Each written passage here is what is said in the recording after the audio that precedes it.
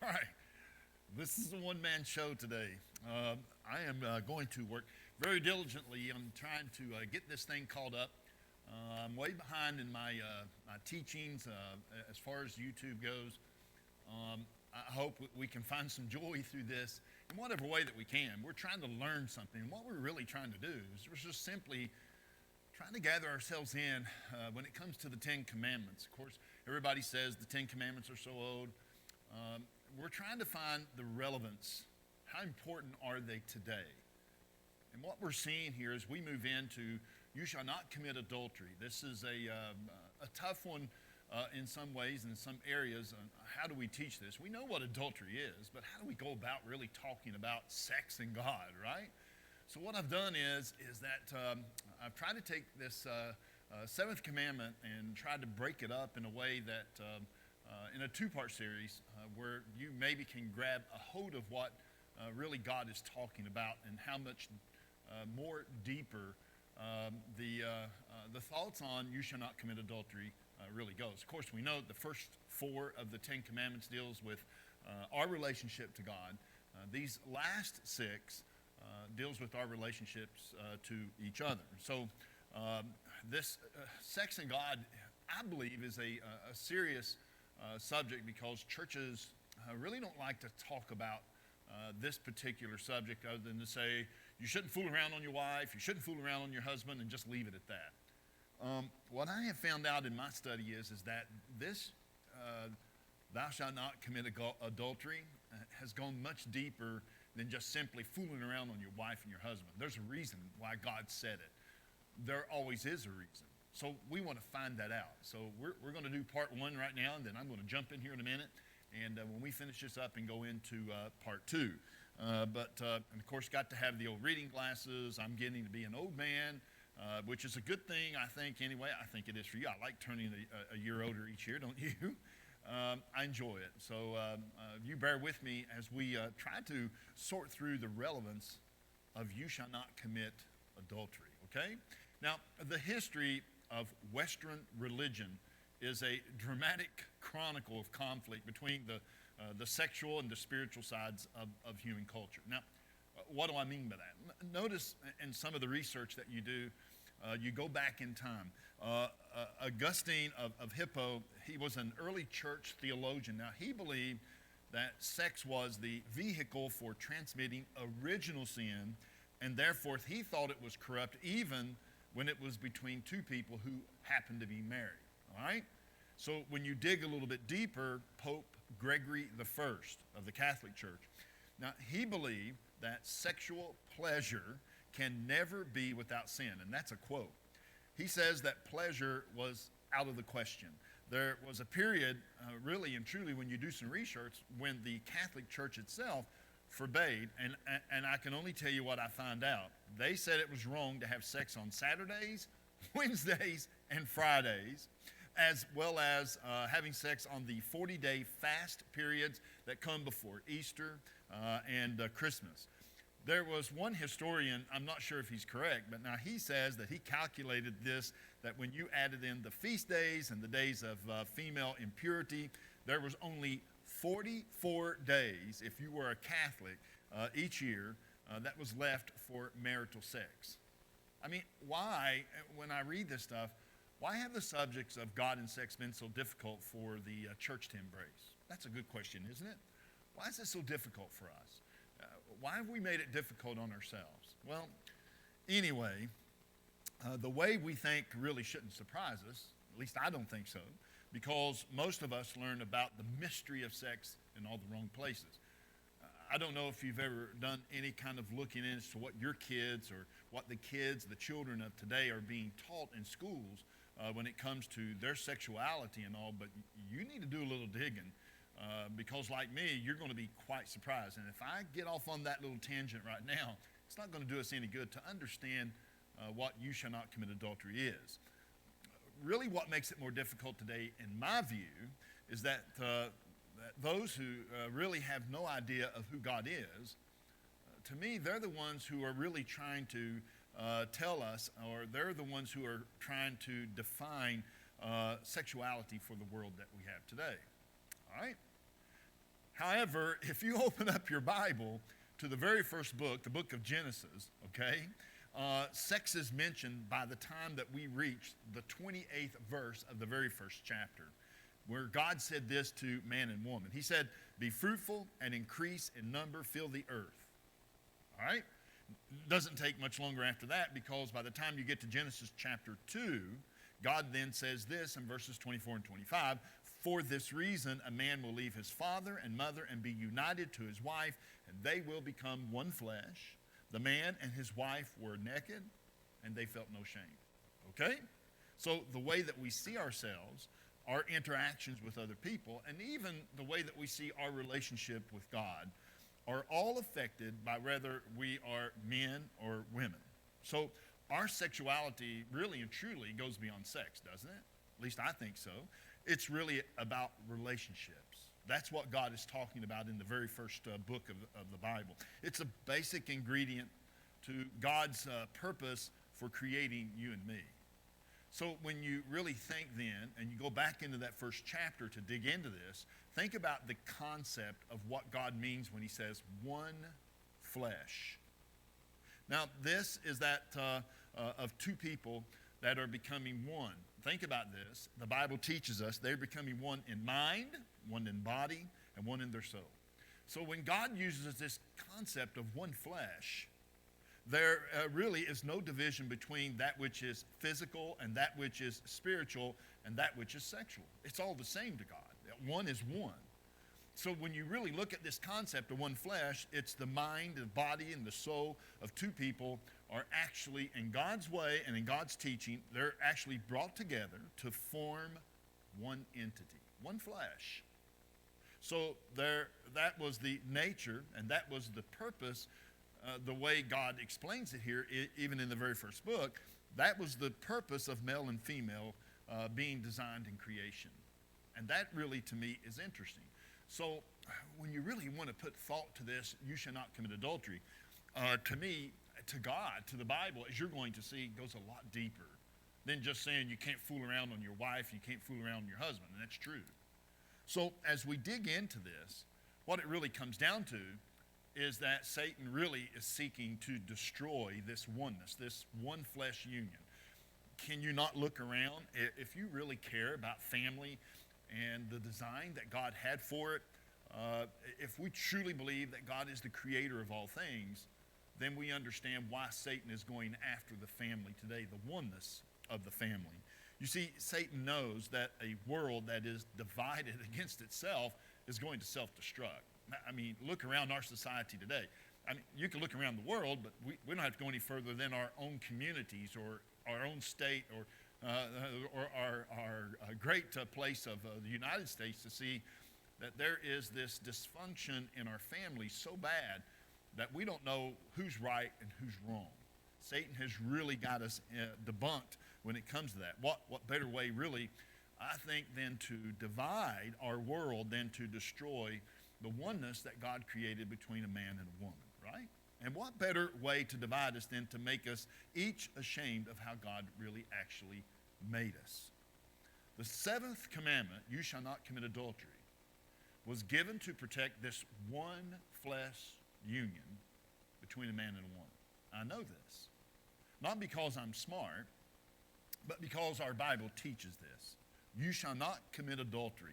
In Matthew chapter 19, and begin around verse 4 through 6, Jesus said this, and listen to what he said. He says, haven't you read that at the beginning the Creator, God, made them male and female, and said, for this reason a man will leave his father and mother and be united to his wife, and the two will become, here it is, one flesh. So they are no longer two, but they are one. Therefore, what God has joined together, let no man separate. Doing the right thing, then, is a matter of trusting the right person. Wouldn't you agree with me on that? I mean, it really is. I mean, every day you and I are making choices about whom we are going to trust. So doing the right thing is a matter of trusting the right person. And Satan is doing his best to destroy God and his word, and he's doing a great job of it. But of course, the Bible warns us about this. So here in Matthew 19, Jesus is talking about how important this one flesh union is to God. And it is important. So, whom do we trust? That's a good question. I read an article in the National Magazine, and in that magazine, they quoted a sociologist who had concluded on the interviews that she had done with 800 married men that infidelity can be good for marriage. That's what they say. And that is the thought that we have in our society today. Now, by that conclusion would be to walk as the world walks, right? Everybody else believes that. I mean, trusting man more than we're actually trusting God. But God didn't leave any room for guesswork on this subject, folks. He didn't. He simply said, didn't he? You shall not commit adultery. So I ask again, whom do we trust? Do we trust a researcher who asks 800 married men what they think? Or do we trust God who created us, who instituted this thing we call marriage, and the God who actually knows what's really best for us? So what is the ultimate purpose of life? That's a great question. You see, according to evolutionary psychologists, it's all about getting our genes into the next generation. That's what they say the purpose of life is. Getting our genes into the next generation. Now, that might not seem much to you, but think about this for a minute. Consider how this theory impacts our sexual behavior. I mean, as long as men are getting women pregnant, then what these people are saying is that they are winners. And let me quote you what they say. They said that it is to the man's genetic advantage to impregnate as many females as possible during their lifetime. And let me just tell you this is what's actually being taught in a lot of our schools today. Did you know that? I mean, it's amazing. Now, if this is true, and what they're saying and what they're teaching is the way, then this really puts men and women at odds, doesn't it? Because the way it reads to me is that women fare best in a framework of monogamy and a romantic love. So for a woman to actually win, the man has to stick around. And he has to take responsibility not only for his wife, but for his children. Is that not part of the problem that we have in our society today? I mean, these men aren't sticking around. I mean, and women are getting pregnant by as many. I heard of a lady here just last year on the news that she had 8 kids, and all 8 kids had different fathers. They're just not sticking around. So the fact is that when you open this up, all right, this is really what it means to have the 7th commandment. This is what the 7th commandment is all about. When we actually deny God, we become our own gods. And when that happens, what better way for us to worship ourselves than to have sex with others for our own selfish purposes? And that's exactly what's happening today. And what better way to worship oneself than to have as much sex with one's own gender? A young woman I read said that she and her boyfriend loved each other so much that sex for her, even though it was outside of marriage, all right, was a natural expression of their love for each other. And a little over a year, they said that this woman was calling the suicide hotline. She was cut to her soul because of her boyfriend's betrayal. There's great stories, many, about middle-aged men going through a midlife crisis justified their one-time fling as necessary. It was something about this renewal and self-esteem is what he said. But he ended up losing not only his wife and his family, but he lost his reputation. And you want me to tell you what remained? His guilt and his shame. Marriage is God's design for sexuality. That's what it means, you shall not commit adultery. It's deep. It's a lot more serious than what we think. I read Phyllis George was interviewing the Dallas Cowboys superstar Roger Staubach. Now, for some of you my age, you would know Roger Staubach. He was a superstar quarterback, all right? She's doing this interview with him, and unbeknown to him, he's blindsided by this question that she gave him. And she said, Roger, how do you feel when you compare yourself to Joe Namath, who is so sexually active and has a different woman on his arm every time you see him? And Roger calmly looks at Phyllis and he says this.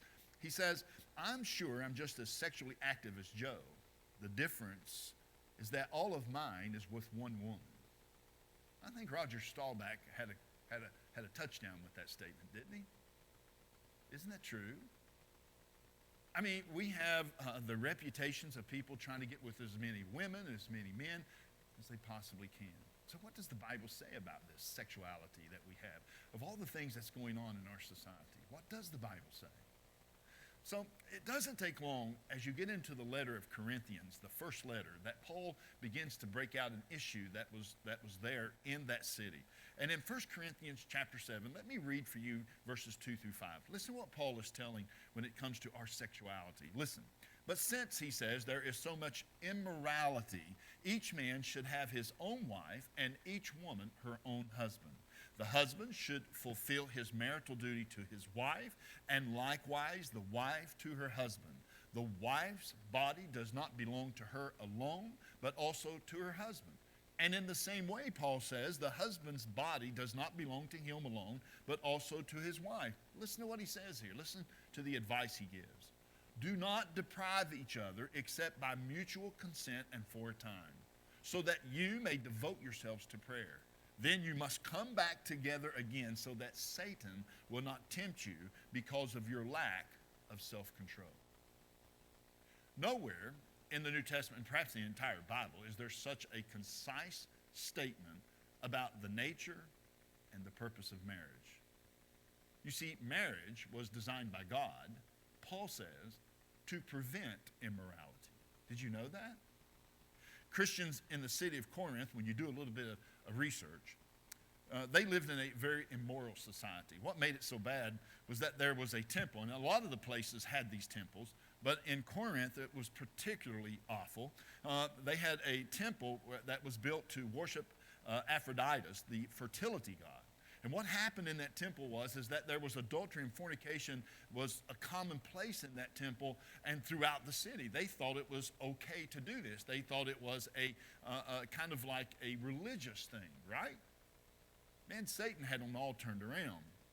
So when you read here in Matthew, in 1 Corinthians 7, what Paul is really reminding the people in Corinth, what he's reminding us is that marriage was designed to prevent such a thing, this immorality. Notice, but since there is so much immorality, Paul says, each man should have his own wife and each woman her own husband. So what Paul is saying is that God actually designed our sexuality, and it's almost an endless aching need, no doubt. But nonetheless, God designed marriage, and marriage only to fill that need. So Paul writes, the husband should fulfill his marital duty to his wife, and likewise the wife to her husband. Is it any clearer? He says the wife's body doesn't belong to her alone. Is that clear? And the husband's body doesn't belong to him alone. In the same way, he says, we shouldn't deprive each other except by mutual consent. I mean, one of the main reasons that adultery happens in a lot of relationships anyway is because one is holding out on the other. And we're not trying to do anything. So it's important that we realize that marriage was designed by God to prevent immorality. You see, this means that we must give attention to meeting our partner's sexual needs so completely that there will be no desire for them to look elsewhere. If we love our mate, then we should desire to fulfill him or her sexually. So this means that we must, with great sensitivity and a lot of communication, make every attempt that we can to ascertain the legitimate sexual needs of our mates. This is what Paul is saying. And at the same time, Paul says that we must be willing to give ourselves in order to meet those needs. And this requires great sensitivity. This requires a great understanding. This requires the effort to get to know who our mates are. Who is your wife and who is your husband, and really get to learn what makes them tick. So many of us are so convinced that a wife is there just for the sexual part, and many women today are there to feel that the man is there just to fulfill them sexually. And that's not true. We got to put forth every effort to learn who we're married to. That's why marriage is so vital and it's so important. I like what Solomon said in Proverbs 5, and listen to this, men. He says, be happy with the wife you married, and when you were young, she gives you joy as your fountain gives you water. She is as lovely and graceful as a deer. Let her love always make you happy. Let her love always hold you captive. Isn't that beautiful? Marriage was designed by God to prevent such immorality. You shall not commit adultery is a lot deeper, and we're going to see this in our second lesson. So it's important to note that the human body and the sexuality of that body were designed by God. Therefore, it means these things are good. Now, some Christians miss what God really wants to say to them about sexuality because of a vague feeling that He doesn't really approve of this kind of sex. But God created it. That means God says it's good. And I'm here to tell you that God intended that there be an openness and an intimacy in our sexual expressions in a marriage covenant. And it was meant to stay there. So there has to be one thing that we get from this right now before we jump into our second lesson. Marriage was created by God. And that marriage is of one flesh, one body, one mind, and one soul. And what we're going to see in this next lesson is that it's going to take it a little bit deeper. Paul is going to get into the Corinthians, and he's going to show them that what they're doing in this temple of Aphrodite isn't what God wanted or intended at all. He intended us to have one woman for our wife and one man for our husband, right? And God intended for us to share sexually between the two. And He intended for us not to hold out on each other. And if we're having problems with it, then fix it. Man, there's so much available to us today so that our spouses, really, you don't have to hold out on this. Man, we got to work with each other. Husband, wife, we got to work with each other. We got to make this thing work. So we're going to learn in our second lesson the spirituality of you shall not commit adultery. Now, I got to run up here and turn this off, and then I'll get started on the second one. It's a one-man show today, folks. God bless.